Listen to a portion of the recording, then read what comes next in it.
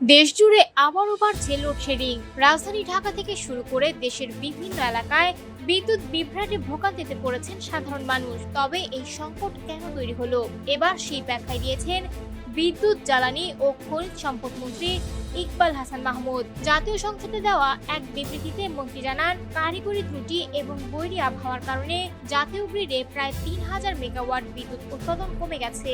এর ফলে বাধ্য হয়ে দেশের বিভিন্ন এলাকায় লোডশেডিং করতে হচ্ছে।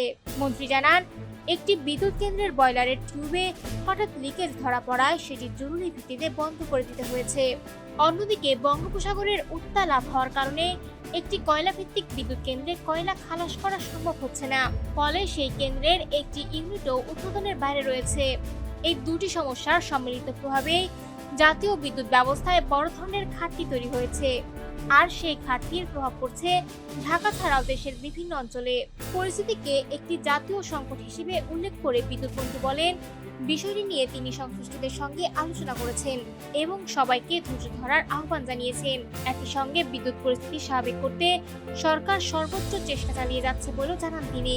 তবে স্বস্তির খবরও দিয়েছেন মন্ত্রী। তার আশা, আগামী 2 দিনের মধ্যে বিদ্যুৎ কেন্দ্রগুলোর উৎপাদন ধীরে ধীরে স্বাভাবিক হবে। উৎপাদন বাড়লে লোডশেডিংও কমে আসবে বলে তিনি আশাবাদ ব্যক্ত করেন। এদিকে বিদ্যুৎ মন্ত্রীর দেওয়া এই বিবৃতিটি জাতীয় সংসদের কার্যবিবরণীতে অন্তর্ভুক্ত করার নির্দেশ দিয়েছেন অধিবেশনের সভাপতি ডেপুটি স্পিকার।